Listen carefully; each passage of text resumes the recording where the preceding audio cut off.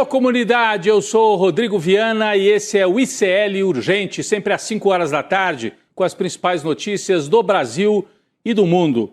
Informação e análise a quente aqui para você e sempre com a gente a Laura Cocho na redação do ICL. Laura, dia quente, né? Tem informação chegando, já nós vamos trazer a atualização lá de Brasília. Pois é, Rodrigo, o programa tá cheio hoje. Boa tarde para você e boa tarde também para você que está nos assistindo pelos canais do Instituto Conhecimento e Liberta e Eduardo Moreira no YouTube. E muito boa tarde para você que está nos ouvindo pela Web Rádio São João, em Quixadá, no Ceará, e pela Rádio Cultural FM no Rio Grande do Sul. Vamos lá, Rodrigo. É isso, deixa o seu like, se inscreva no canal. Boa tarde para você que mora nesse país em que a Operação Matança no Rio de Janeiro e toda essa manipulação feita pelos governadores da extrema-direita aparentemente serviu sim, para frear a recuperação de popularidade do presidente Lula. Não é que tenha caído, né, dramaticamente a aprovação, mas ela parou de subir, parou de se recuperar. Né? É o que mostra a pesquisa Quest, divulgada hoje. Vamos aguardar, daqui a pouco a gente traz os números, vamos aguardar outras pesquisas que possam indicar se isso é uma tendência ou se foi assim, algo muito pontual. Vamos trazer mais informações sobre isso já aqui ao longo do ICL Urgente. A oposição bolsonarista pretendia levar hoje ao plenário da Câmara a terceira versão do projeto de lei antifacção, que foi apresentado pelo governo, tinha toda uma lógica, mas que foi completamente alterado, manipulado pelo deputado de extrema-direita Guilherme Derrite. Acontece que a repórter Heloísa Vilela, repórter do ICL, que está lá no Congresso, acaba de nos informar que Hugo Motta, presidente da Câmara, decidiu adiar a votação por 30 dias. Nos próximos minutos a gente vai ter mais informações sobre isso aqui no ICL Urgente e também no N2. É importante, né? Um recuo, um sinal de que a trombada entre Hugo Motta de um lado e o Palácio do Planalto do outro foi forte, foi forte. A proposta relatada pelo Derrite com o intuito de transformá-lo num candidato, talvez até a governador de São Paulo, tirado do colete, ele era secretário de Segurança, volta para a Câmara só para relatar esse projeto. Em poucas horas tem o relatório pronto. Não foi nem ele que fez, provavelmente. Alguém fez para ele. Né? A proposta tem enfrentado forte resistência do governo, de especialistas em segurança pública e também da Polícia Federal. O Derrite pretendia tirar a Polícia Federal da investigação de crimes federais. Olha só.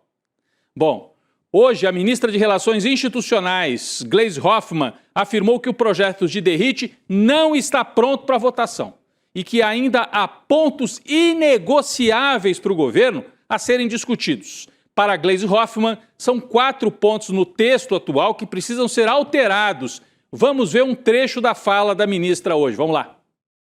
4 pontos que nós consideramos estruturantes do projeto que nós mandamos para o Congresso Nacional e que, se forem alterados ou continuarem alterados, vão comprometer a eficácia da lei. Em relação à Polícia Federal, nós não temos nenhuma negociação de fragilização da Polícia Federal. Isso não está no nosso horizonte, não vamos negociar isso. Então, é bem importante deixar claro. Pois é, porque o Derrite colocou isso como um ponto para ser negociado. Veja bem, estou fazendo o favor de talvez colocar a Polícia Federal de volta para investigar crimes cometidos pelas facções. Então a Gleisi Hoffmann falou duro, disse que o governo não negocia, e aí a gente trouxe agora, faz 5 minutos, a Heloísa Vilela nos comunicou aqui a redação que houve uma decisão do Hugo Motta de adiar por 30 dias. Vamos ver, o Hugo Motta prepara cilada e emboscada atrás de emboscada para o governo e para o Brasil. Vamos ver o que acontece nas próximas horas, mas tem esta confirmação de Heloísa Vilela, nossa repórter lá diretamente do Congresso. Laura Cocho também tem mais informações. Laura. Rodrigo, essa ideia tenebrosa do Hugo Mota azedou, né? E só contribuiu para piorar a relação dele com o Planalto. O presidente Lula afirmou em uma reunião com a equipe dele que roubaram o projeto de lei antifacção do governo. O Lula também se mostrou irritado com o relatório do deputado Guilherme Derrite e disse que a indicação de Mota foi de caso pensado, Rodrigo. Ou seja, o Lula não está nada feliz. Só que a história piora, Rodrigo. O presidente da Câmara também se reuniu com o líder do PT, o Lindenberg Faria, para debater o texto. Só que o clima esquentou e o Mota bateu na mesa e elevou o tom de voz. A informação é da coluna da Mônica Bergamo da Folha. Rodrigo, o negócio não tá legal, não. Eu acho importante esse bastidor, Laura, esse bastidor que a Mônica Bergamo trouxe. Quer dizer, houve uma briga aberta entre o Hugo Mota e o Lindenberg. O Lindenberg, o líder do PT, cobrou na reunião ali, na sala dos líderes. Escuta, Hugo Mota, o que você está pretendendo fazer? Você pretendeu dar um palanque para o Derrite, usando o combate às facções como plataforma eleitoral? O projeto veio da equipe do governo federal ser entregue para um pau-mandado do Tarcísio, a relatoria, e aí o Hugo Mota teria batido na mesa e falado: quem indica sou eu. É verdade, é atribuição dele indicar o relator, mas ele que arque com as consequências. Podia ter indicado alguém do Centrão, alguém que não seja tão próximo do governo, não haveria problema. Agora, indicar o principal nome do Tarcísio para relatar o projeto que é do governo federal é uma provocação e o Hugo Mota vai ter que arcar com estas consequências. É isso aí. Bom, com todo esse rolo, né, os bolsonaristas já admitem nos bastidores que a escolha de Derrite para relatar o projeto de lei antifacção pode ter sido uma cilada. Cilada não para o governo, cilada para eles mesmos da oposição. Está aqui na manchete, não sou eu que estou dizendo, está na manchete da CNN. Bolsonaristas admitem cilada com Derrite como um relator do projeto antifacção. A avaliação é de que os seguidos recuos do deputado Derrite colocaram a oposição como um todo numa saia justa. Porque agora, qual é a margem deles para fazer críticas fortes ao projeto? O projeto agora tem como relator o Derrite, o projeto não é exatamente o que a oposição queria, então ele está desagradando o governo e está desagradando a oposição. O Hugo Mota, mais uma vez, e o Tarcísio, hein? Não é a primeira vez que ele faz isso, né? Quer dar uma de malandro e acaba se queimando. Acha que tem mais poder do que tem. Vamos aguardar os próximos desdobramentos. Por enquanto, a gente tem essa notícia de que a votação foi adiada, o que é ruim para o Brasil, né, gente? Porque tem que dar uma resposta para esses grupos criminosos que atormentam boa parte da população brasileira. Ainda falando de Hugo Mota, o presidente da Câmara se encontrou agora há pouquinho com os governadores Cláudio Castro, Romeu Zema, Ronaldo Caiado, Ibanez Rocha e a vice-governadora do Distrito Federal, a Celina Leão. É aquele consórcio da paz, que na verdade é o consórcio da matança. Lembra? Logo depois da matança, eles se reuniram com o Cláudio Castro, querendo surfar no rio de sangue. Agora, esses mesmos governadores foram lá para Brasília para encontrar o Hugo Mota, provavelmente para dar apoio ao Derrite nesse braço de ferro com o Palácio do Planalto, que o Hugo Mota está conduzindo de maneira pífia, de maneira desastrosa para ele e para o Brasil. Ele sai mais uma vez queimado desta operação terrível, né? Porque o Brasil precisa de respostas. O governo federal tem grupos estudando isso há meses, apresenta um projeto sério e ele faz uma molecagem, colocando esse Derrite como relator. E agora tem toda essa situação criada aí, né? Nós temos uma atualização em relação a esse encontro dos governadores com o Hugo Mota. Vamos lá, atualização de agora. Nossa equipe acaba de trazer. Na saída do encontro, o governador Romeu Zema declarou apoio total à proposta de Derrite. Tarcísio, governador de São Paulo, também disse à CNN que defende adiar o PL antifacção. O governador avalia que o texto tem que ir para a pauta quando estiver mais maduro. Então perceba, o Zema foi deu uma de maluco. Não, eu apoio, vamos botar para frente. Já o Tarcísio parece ter sido o pai deste recuo, porque ele é o dono do Derrite. O Derrite é o cão de guarda que o Tarcísio soltou da coleira e falou: vai lá, morde, pá! E agora ele está puxando o cachorro dele pela coleira de novo. Tarcísio defende adiar o PL antifacção, tem que estar mais maduro. Então, vejam só como essa operação foi desastrada e o Hugo Mota, o Tarcísio e o Derrite estão tendo que recuar. Saem manchados mais uma vez desta operação. Importante atualização mesmo. Falando nos bolsonaristas, pessoal, é quase que um feriado nacional, né, para quem defende a democracia. Olha só, é a nossa manchete de hoje. Nesta quarta-feira, Bolsonaro completou 100 dias em prisão domiciliar. 100 dias que o Brasil não ouve a voz deste homem que foi condenado como líder da organização criminosa golpista. 100 dias sem ouvir os absurdos de Jair Bolsonaro. 100 dias em que ele está na prisão, com direito a crises de soluço, brigas de aliados, racha na extrema-direita, chilique de filhos mimados e agora o risco concreto de realmente ir para a papuda. Vale lembrar aqui que o Bolsonaro está em prisão domiciliar por conta do outro processo, né? Aquele processo que investiga o Eduardo por tentativa de coação no processo, né? Coação e contra a soberania brasileira. Nesses 100 dias aconteceu de tudo. O Lula recuperou popularidade, a direita começou a brigar em Santa Catarina, o Tarcísio se queimou como possível candidato da Faria Lima, tentou se relançar agora com essa operação Derrite, né? Integrantes da família Bolsonaro têm dito a aliados que o ex-presidente está muito apreensivo com a possibilidade de cumprir a pena em regime fechado. Inclusive, já tem político tentando ajudar o capitão, hein, Laura?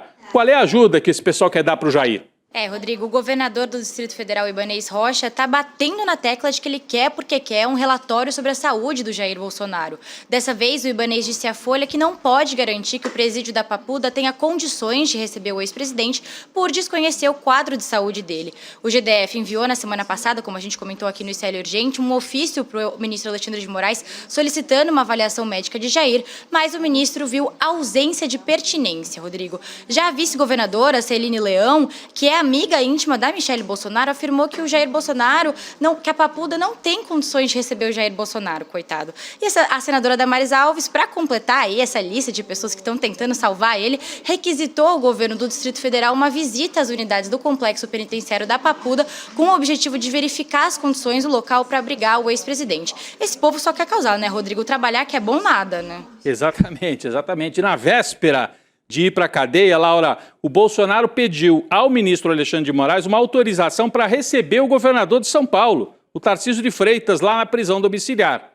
Ele disse o seguinte: na data mais breve possível, quero receber o Tarcísio em razão da necessidade de diálogo direto. Está aqui na manchete, ó. Manchete de agora há pouco também, da revista Carta Capital. De acordo com a Carta Capital e de acordo com o portal Metrópolis, um dos principais motivos que levaram o ex-presidente a pedir para receber o Tarcísio foi uma pesquisa sobre a campanha de 2026. Não foi dita exatamente qual pesquisa, mas a gente viu ontem a Paraná Pesquisas, que trouxe cenários aí em que Lula está na frente numericamente de todos os adversários da direita, mas aquele que mais se aproxima de Lula é o Tarcísio. Então é nele que o Jair deve estar depositando as suas fichas, né? O presidente Lula apareceu mais embolado ali nesta pesquisa Paraná, que a gente tem que esperar, né? Porque a Paraná Pesquisas, vamos aguardar. De qualquer maneira, a ideia do Bolsonaro é usar a reunião com Tarcísio para desenhar o cenário de 2026.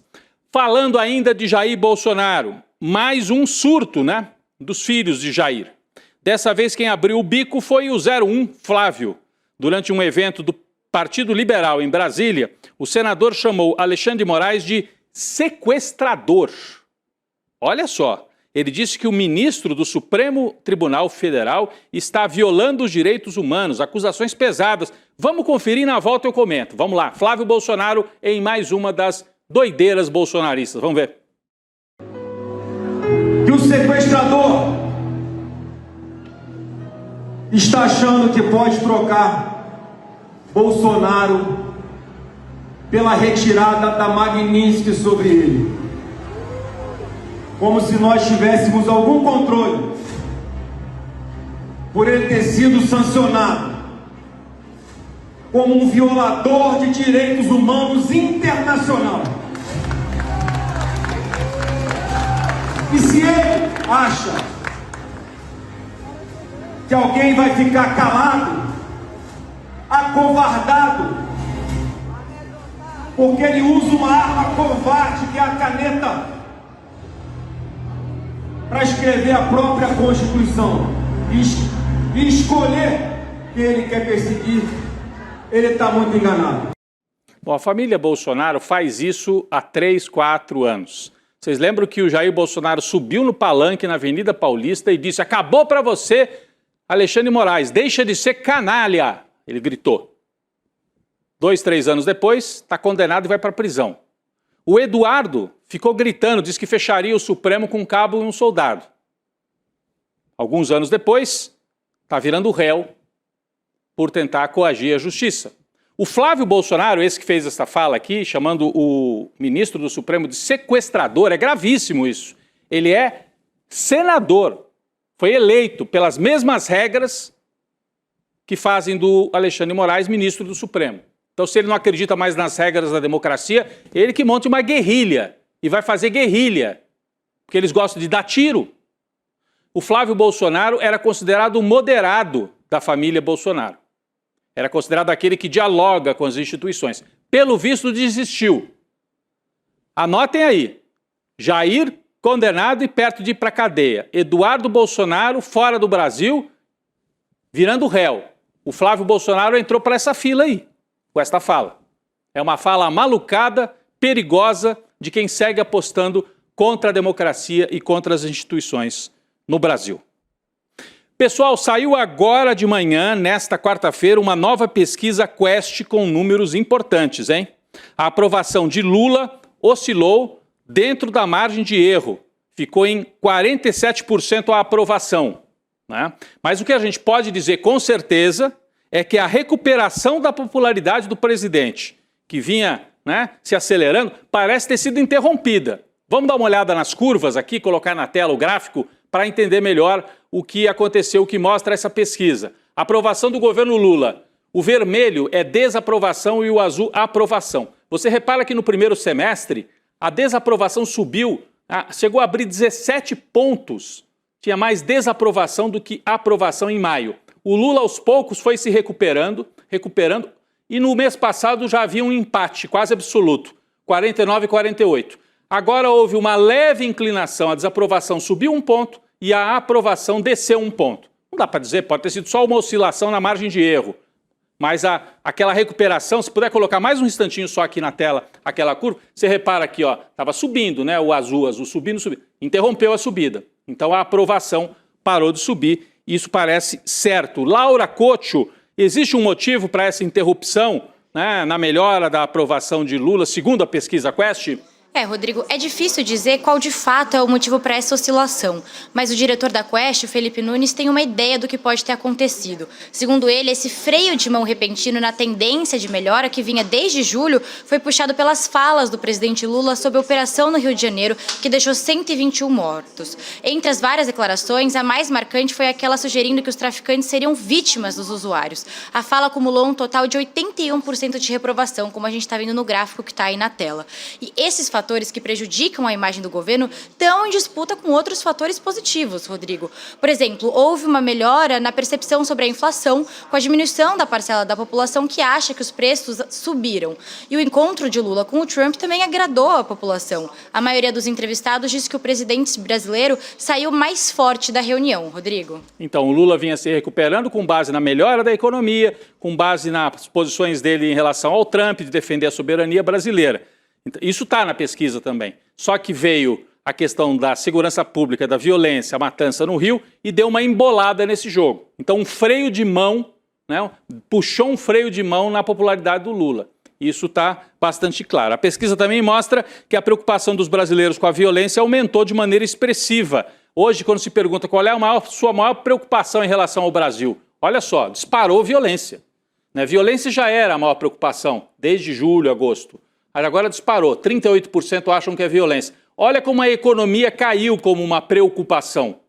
Os problemas sociais, a economia, até a corrupção, saúde, tudo isso diminuiu. Por isso que a extrema-direita está apostando tudo aqui, ó, nesse discurso da violência e de matança como solução, que não é solução nenhuma, né? Mas esses números deixam bem claro que está em jogo para a eleição de 2026. A Quest também fez perguntas sobre a operação da polícia no Rio. Um dado que eu achei curioso foi que a maioria dos entrevistados não gostaria que operação semelhante ocorresse no seu estado. Olha só, você queria que uma operação dessa acontecesse no seu estado? Sim, 42, não 55. Então as pessoas até querem uma polícia mais firme, claro, mas matança, 120 corpos estendidos no chão, a maioria não quer. Olha lá para o Rio e fala, bom, é o que eles estão tendo lá, mas eu não quero para cá esse tipo de operação. O que mostra que tem diálogo e tem um meio do caminho entre defender matança e também ser leniente, não atacar as facções. Tem que atacar as facções, tem que ser mais firme, tem que subir pena para criminoso das facções, mas não tem que admitir matança, que não é solução para nada, a não ser terror também para a população que está nesses bairros dominados pelo tráfico. Vamos aqui para o noticiário internacional. O ministro das Relações Exteriores do Brasil, né, Mauro Vieira, teve um novo encontro com o secretário de Estado norte-americano, Marco Rubio. No Canadá aconteceu este encontro. O chanceler disse que o Brasil encaminhou em 4 de novembro uma proposta para a negociação das tarifas e os dois teriam concordado em agendar uma nova reunião para discutir o atual estágio. Então, teve um encontro, mas está em marcha lenta, eu estou achando, né? Está assim, câmera lenta. O Trump está enrolando enquanto tenta ganhar tempo, inclusive fez anúncio de reduzir tarifa para o café, que subiu de preço lá nos Estados Unidos. Os consumidores estão bravos lá. Mas a negociação está em marcha lenta, importante, houve esse encontro no Canadá. Falando em Donald Trump, olha que notícia importante e que notícia que complica ainda mais a vida de Donald Trump. Ele que já está com a popularidade em baixa, enfrenta agora mais uma crise para a sua imagem, né? E-mails de Jeffrey Epstein, que é aquele milionário já morto, que organizava uma rede de prostituição e que envolvia inclusive menores de idade, colocando gente poderosa para se encontrar com mulheres e às vezes com meninas menores de idade. Abuso sexual. O Epstein, né?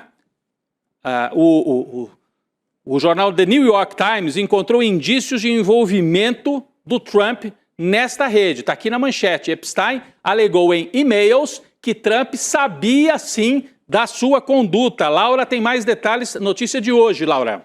Rodrigo, era questão de tempo até esse escândalo vir à tona, né? De acordo com uma reportagem publicada pelo jornal norte-americano New York Times, os e-mails foram trocados depois de um acordo judicial em 2008, que livrou o Epstein de acusações federais mais graves em troca de uma confissão de culpa em nível estadual, Rodrigo. Em uma dessas mensagens, o Epstein escreveu para Ghislaine Maxwell, que é a affair e agenciadora dele, que o Trump passou horas em sua casa com uma das vítimas. Em outro e-mail enviado ao escritor Michael Wolff, o Epstein afirmou que o Trump sabia sobre as meninas, ou seja, sobre o esquema de exploração sexual, Rodrigo. E ainda segundo o New York Times, republicanos do Comitê de Supervisão da Câmara identificaram a vítima mencionada nos dois e-mails como Virginia Giuffre. E a Virginia morreu por suicídio em abril desse ano e havia afirmado que o Trump não participou do abuso sexual de menores na casa do Epstein. Muito bem. Muito bem não, tudo errado, né? Mas muito bem que agora a notícia tenha vindo à tona e o New York Times trouxe esse detalhe, que é um detalhe importantíssimo, troca de e-mails em que o Trump é citado como alguém que conhecia todo o esquema. Trump sabia das garotas. É o que está aí é o que está na nossa manchete. Isso vai complicar ainda mais a vida de Donald Trump, que já perdeu eleições agora, vai ter eleição no ano que vem para o Congresso e ele pode ficar em minoria e ter um fim de mandato aí bastante complicado. Vamos voltar para as atualizações do Rio de Janeiro. 7 chefes do Comando Vermelho começaram a ser transferidos para presídios federais. Então o Cláudio Castro não avisa nada para o governo federal, mas quando precisa, aí está lá, né? Aí transfere. Está aqui a imagem na tela, olha só. Os criminosos estavam em Bangu 1, no Rio de Janeiro, formaram uma fila na pista do aeroporto do Rio e embarcaram na aeronave rumo ao Presídio Federal de Catanduvas, no estado do Paraná. De lá, no Paraná, alguns deles serão levados para outros presídios federais espalhados pelo país. A transferência faz parte de uma estratégia para enfraquecer a comunicação entre os líderes depois da mega operação no Rio de Janeiro. Isso mostra porque tem que ter uma coordenação federal e que não dá para o Cláudio Castro fazer matança achando que isso aí resolve, não resolve nada.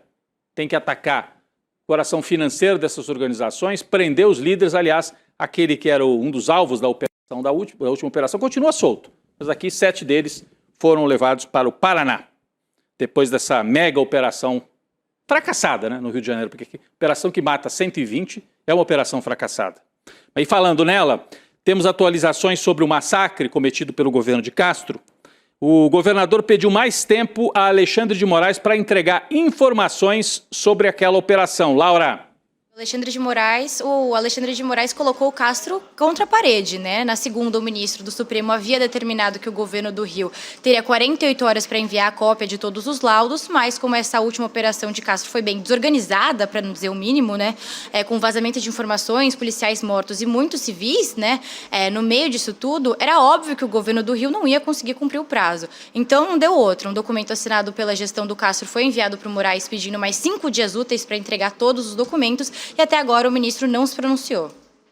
Ganhar tempo, né? O Castro está tentando ganhar tempo. Laura, temos a atualização de hoje também. A Comissão de Constituição e Justiça do Senado Federal aprovou a recondução de Paulo Gonet ao cargo de Procurador-Geral da República por mais 2 anos. Aí, ó, nossa manchete no ICL Notícias. A expectativa é de que o plenário vote esta recondução ainda hoje. Por enquanto foi na comissão e ainda hoje o plenário e vai confirmar e o Gonet vai continuar como PGR.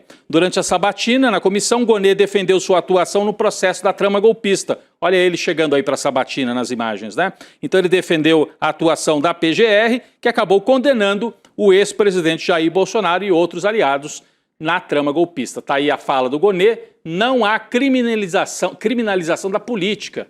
Né? Sobretudo a tinta que imprime as peças produzidas pela Procuradoria não tem cores das bandeiras partidárias, disse Paulo Gonet, que está defendendo aí a instituição republicana do Ministério Público, da Procuradoria-Geral da República. Pessoal, o prefeito de Sorocaba, Rodrigo Manga, lembram? O prefeito TikToker, foi apontado pela Polícia Federal como chefe de organização criminosa, mais um, hein, da extrema-direita, num esquema de corrupção envolvendo contratos públicos. Está ele aí na tela, adora fazer postagem engraçadinha, só que o Manga foi identificado como beneficiário desse esquema e chefe do esquema criminoso. É o que aponta uma parte do relatório da PF que vazou hoje. Então, por isso que essa notícia é importante. O prefeito foi afastado do cargo na semana passada, mas o relatório vazou só hoje. A princípio, o afastamento vale por 180 dias. Laura, explica pra gente que esquema é esse em que o Rodrigo Manga está envolvido.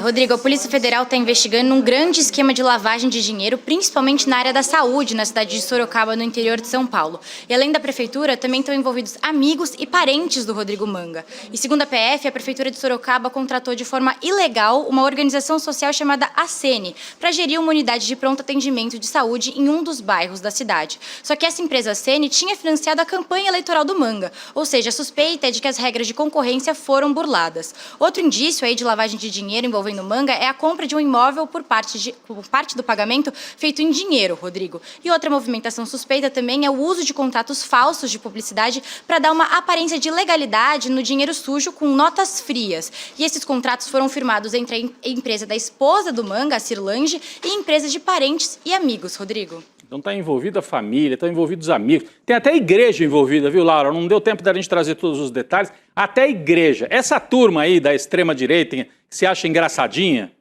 veio para a política para dizer somos de fora da política, somos a novidade, somos contra a corrupção. Tudo envolvido em corrupção. Acabou a graça. Acabou a graça. As pessoas deviam ter aprendido já. Pablo Marçal, Rodrigo Manga e outros aí, Abílio Brunini. Mais um agora, prefeito de Sorocaba, estava cotado até, ele pretendia, né, ser candidato a governador. Ainda bem que foi pego antes, em pleno voo, né, num esquema fraudulento e foi afastado do cargo. Laura, obrigado pela participação ao vivo mais uma vez aqui com a gente. Obrigada, Rodrigo. Até amanhã.